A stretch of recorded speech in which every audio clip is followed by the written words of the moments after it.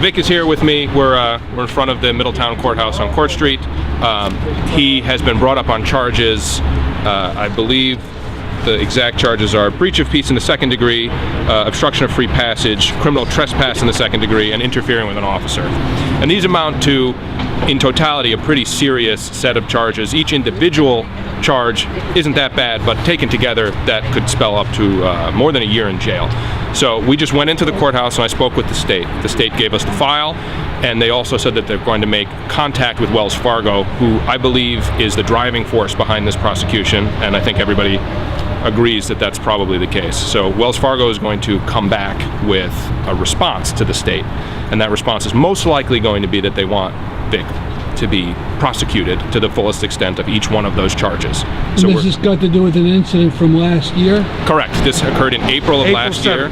So it's been 11 months. They didn't file charges until late December, early January, so they're running up against their statute of limitations. They know that this is about to expire. After a year, misdemeanors can't be prosecuted. So they're coming up very quickly on the statutory limit. So somebody at Wells Fargo contacted the police and said, we want something to be done before this is no longer prosecutable. For our viewers, could you explain the civil disobedience last year? Sure.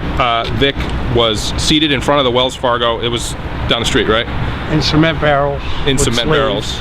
Right. Yeah, with what, PVC pipes on his arms, so that he could hold on to the interior of two. And they couldn't move me. And he blocked the entrance to the Wells Fargo for about an hour and a half or 2 hours? 2 hours. 2 hours. 2 hours. So it probably cost Wells Fargo no inconsiderate sum, which is why they're irritated, but it was a direct strike at the material basis upon which Wells Fargo uses to further their policy aims. Right, they're the That criminals. is the Dakota Pipeline, which is, for what it's worth, both a violation of a treaty and illegal at international law.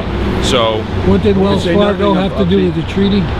Wells Fargo was a backer of an investor in the pipeline. Sure. So there are two competing interests in this case. There's Vic's individual interest in his freedom, and there is the collective interest that the voices of everyone who is opposed to the material exploitation of the whole entire planet be heard.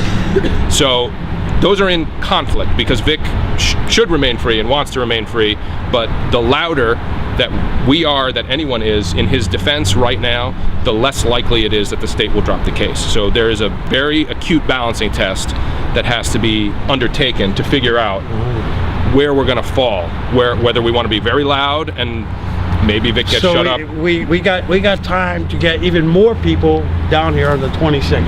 That is correct. Right. Okay. So that we got time to do that, right? And so that's what we'll do. Vic, could you talk a bit about your own life, your history? Okay, I'll see if I can run through really quick. I started becoming radicalized and aware of what was going on when I was in the Air Force from 61 to 65. I missed Vietnam by that much. Okay, I was an airman on a officer's playground, and I got that feeling of class and caddying for colonels and getting $1 tip, and, after dirtying my uniform, and I was pretty much nonconformist. And I'm going to be proud to say that I did not get a good conduct medal in the Air Force. Okay, and that's something I'm very proud of.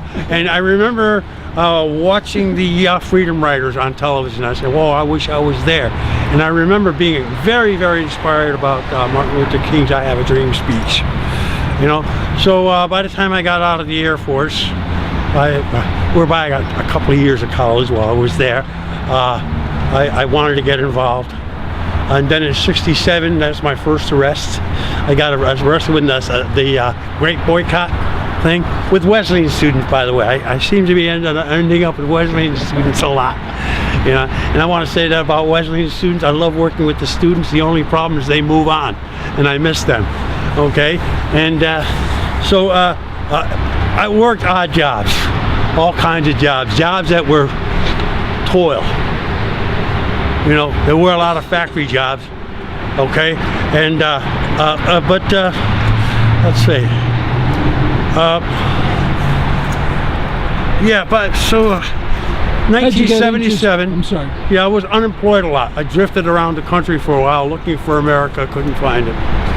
Okay, and in '77,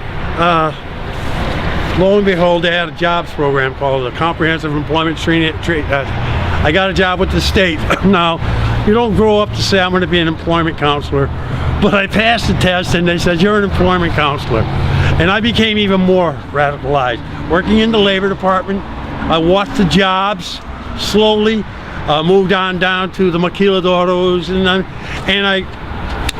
the biggest part of the job that really radicalized me was working, the labor department worked with the social services department, and they sent welfare mothers to the labor department. And basically I worked with these moms, gave them aptitude tests and stuff, which I thought were bullshit. You know, and I gave them aptitude tests, talked about what they want, kind of training they wanted, and they had the money to get them trained. And I was really impressed at the fortitude of these women and what they had to go through just to get their lousy few $100s a month to pay their rent and try to live on. So I would get them to whatever kind of training. It could be anything from a nurse's aide to clerical work, even up to 2 years of community college. And these women always came through. They really wanted to do it. Now, while they were in training, part of my job was to go out to employers and offer and tell, you know, because you had the stigma of welfare. Okay, stigma, right? I mean, I believe in reparations. By the way, I think we owed them that money and more. And that was my feeling about these women. I wasn't very popular in the office because I stuck up for my clientele. I stuck up for my fellow officers. I'm sorry to say, they had a contempt for people on welfare. That's what this country is about, you know? They have a contempt for people who are quote-unquote losers, you know? Or anyone who is beneath me. Right. And so they had a contempt. They had a contempt for people who are unemployed, getting something for nothing. You know what I mean? You know, and I'd hear stuff like, you know, the rich always like to say, "Oh, these poor people, they always want more." Isn't that ironic? Who's the one who always wants more? You got $100 billion, you want more.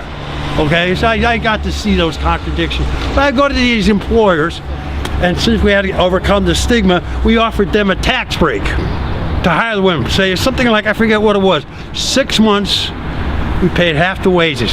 And this is what happened, perfectly legal, perfectly legal. 6 months are up, they'd lay her off and say, send me another one so I can take a tax break. And of course you could see the frustration in these women's faces. And it was very tragic sometimes, because, you know, sooner or later it caught up with them. Could you talk about other acts of civil disobedience, maybe about the war? Weren't you arrested in the War? In 1970 I graduated from college, UConn. Okay, and we were protesting then. We shut down the campus for a semester. Okay, so I got even further radicalized, working with the I used to have long hair. Okay, yeah. And then what about the Iraq War? The Iraqi War.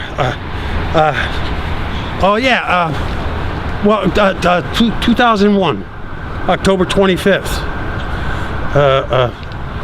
I hadn't been arrested since 1968 in the summer, Great Boycott. And 2001, about a month and a half after the 9/11, I marched with 300 Wesleyan students to Hartford.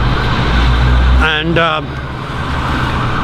we're marching on Market Street in Hartford, and we're raising hell. We had 300 students, and we're dancing and we're making a ruckus there. Is this the protest of war in Afghanistan? We're protesting the bombing of Afghanistan. Okay. Okay, bombing of Afghanistan. So the cop, there was one cop, there's, okay, I want you all to separate. I want you to get on the sidewalk. And I said, we have a right to be here. And I turned around, boom, somebody punched me in the chest. Next thing I know, I'm down on the ground and bloodied and beaten up. Okay, they broke a rib. And well, by the time that was all over, I had to pay $75 for an infraction, but I spent a few nights in jail. And I've been arrested, well, I'm no Sherry Hunkle, she's been arrested 200 times, but I'm doing my share. And as I'm retired, I mean, I ain't gonna stop. I'm not going to stop because You got very interested in environment and 350? the whole thing. I mean, there were marches. You know, I've done the marches. I have numerous marches, numerous protests, marches. There's one coming up in April. Finally, an anti-war march in New York City. Okay, so people look into that. We haven't had an anti-war march in how long? We've forgotten. We've been at war for like, what, 16, 17 years now? Of course, the United States has been at war for most of its history. Okay, that's what they rely on, right? War is good business, you know, and so, right, in the meantime, you know, even personally, I could take it personally because I feel like, all right, I have a Social Security and I have a small pension that I live on, and I'm grateful. I feel like I'm on a raft. It's a sturdy raft, but it's in jeopardy. I know they're drooling over Social Security. They want that money. All right? I know that when the banks collapse again, and they will collapse, it's a matter of when. Right? Because when we had the collapse in 2008, who did they put in charge? The people who caused it. Okay? So, but they set up the same game. We're going to get another bubble. It's going to bust. And they're going to make themselves whole. Yeah. Last question is, how old are you? I'm 77 and a half.